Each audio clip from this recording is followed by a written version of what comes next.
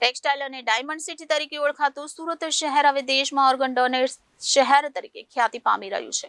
Donate life સંસ્થા દ્વારા એક જ દિવસે વધુ બે અંગદાન સુરતની કિરણ અને INS હોસ્પિટલથી કરવામાં આવ્યા હતા. 49 વર્ષીય નવીનભાઈ ચતુરભાઈ લિંબાચિયા અને 66 વર્ષીય નારણભાઈ રણછોડભાઈ આહિર બ્રેઇન ડેડ થતા તેમના પરિવારે નવીનભાઈ ચતુરભાઈ લિંબાચિયાની 2 કિડની, લીવર અને ચક્ષુઓ અને નારણભાઈ રણછોડભાઈ આહિરને 2 કિડની અને લીવરનું દાન કરી 8 વ્યક્તિઓને નવજીવન બક્ષી માનવતાની મહેક ફેલાવી સમાજને નવી દિશા બતાવી છે. સુમનાશી સાવા સોહમ સર્કલ પાસે અલથાણ સુરત ખાતે રહેતા અને શાકભાજીની લારી ચલાવતા નવીનભાઈને 5 મીના રોજ માથામાં દુખાવો અને ઉલટી થતા તેમને સારવાર હેઠળ દાખલ કર્યા અને નિદાન માટે સીટી સ્કેન કરાવતા બ્રેઇન હેમરેજ હોવાનું નિદાન થયું હતું.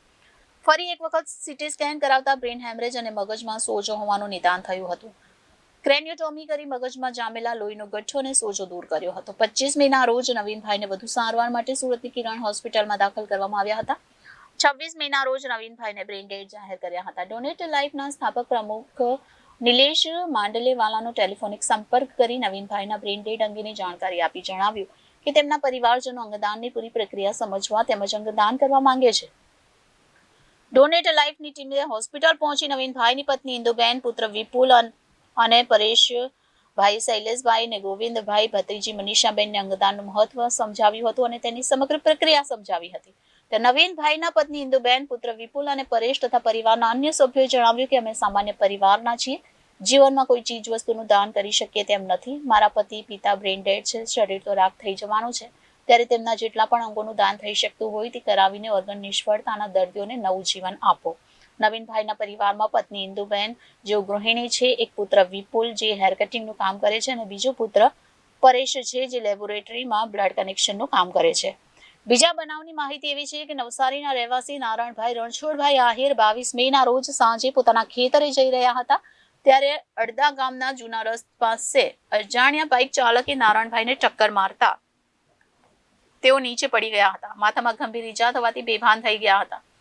પરિવારજનોએ તેમને તાત્કાલિક નવસારીમાં આવેલી હોસ્પિટલમાં દાખલ કર્યા હતા. ત્યાં નિદાન માટે સીટી સ્કેન કરાવતા બ્રેઇન હેમરેજ હોવાનું નિદાન થતા વધુ સારવાર માટે તેઓને સુરતની હોસ્પિટલમાં સારવાર હેઠળ દાખલ કર્યા હતા. નિદાન માટે ફરીથી સીટી સ્કેન કરાવતા બ્રેઇન હેમરેજ અને મગજમાં લોહીનો ગઠ્ઠો જામી ગયો હોવાનું નિદાન થયું હતું. 22 મેના રોજ ક્રેનિયોટોમી કરી મગજમાં જામેલા લોહીનો ગઠ્ઠો દૂર કર્યો હતો. 25 મેના રોજ નારણભાઈને બ્રેઇન ડેડ જાહેર કર્યા. ડોનેટ લાઈફના સ્થાપક નિલેશ માંડલેવાલાનો ટેલિફોનિક સંપર્ક કરી નારણભાઈના બ્રેઇન ડેડ અંગેની તેમના પરિવારજનોને જાણ કરી હતી અને નારણભાઈના અંગદાન કરવાની ઈચ્છા પરિવારજનોની છે તેમ જણાવ્યું હતું.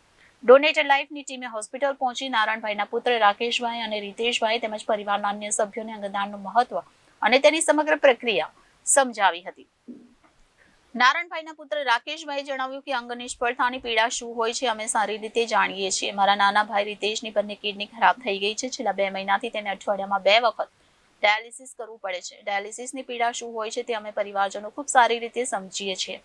પિતાશ્રી બ્રેઇન ડેડ છે અને તેમના મૃત્યુ નિશ્ચિત છે. તો શરીર તો રાખ થઈ જવાનું છે, ત્યારે તેમના જેટલા પણ અંગોનું દાન થઈ શકતું હોય તે કરાવીને મારા ભાઈ જેવા બીજા ઓર્ગન નિષ્ફળતાના દર્દીઓને નવજીવન આપો. નારણભાઈના પરિવારમાં પત્ની પુષ્પાબેન છે જેઓ ગૃહિણી છે, પુત્ર રાકેશ છે જે બિલીમોરામાં આવેલ પોસ્ટ ઓફિસમાં માર્કેટિંગ એક્ઝિક્યુટિવના પદ પર કાર્ય કરે છે. બીજો પુત્ર રીતેશ છે જે નવસારીમાં ખોડિયાર લેસર નામની કંપનીમાં ડાયમંડ જોબ વર્કનું કાર્ય કરે છે. બંને પરિવારજનો તરફથી અંગદાનની સંમતિ મળતા સોટોનો સંપર્ક કરવામાં આવ્યો અને સોટો દ્વારા 2 કિડની અને લીવર સુરતની કિરણ હોસ્પિટલને, બીજી 2 કિડની અને લીવર અમદાવાદની IKDRC હોસ્પિટલને ફાળવવામાં આવી. 2 કિડની અને 1 લીવરનું દાન સુરતની કિરણ હોસ્પિટલ અને બીજી 2 કિડની અને બીજા 1 લીવરનું દાન અમદાવાદની IKDRCએ સ્વીકાર્યું હતું. ચક્ષુનું દાન લોક ટ્રસ્ટી ચક્ષુ બેંકે સ્વીકાર્યું હતું. દાનમાં મેળવવામાં આવેલી 4 કિડની અને 2 લીવરમાંથી 2 કિડનીનું ટ્રાન્સપ્લાન્ટ અમદાવાદની રહેવાસી યુવતીમાં, બીજી કિડનીનું ટ્રાન્સપ્લાન્ટ ભરૂચના રહેવાસી યુવકમાં, લીવરનું ટ્રાન્સપ્લાન્ટ મુંબઈના રહેવાસી 63 વર્ષીય વ્યક્તિમાં સુરતની કિરણ હોસ્પિટલમાં કરવામાં આવ્યું. જ્યારે બીજી 2 કિડની અને લીવરનું ટ્રાન્સપ્લાન્ટ 3 જરૂરિયાતમંદ દર્દીઓમાં અમદાવાદની IKDRCમાં કરવામાં આવ્યું. બંને ચક્ષુનું ટ્રાન્સપ્લાન્ટ 2 જરૂરિયાતમંદ દર્દીઓમાં સુરતની કિરણ હોસ્પિટલમાં કરવામાં આવશે.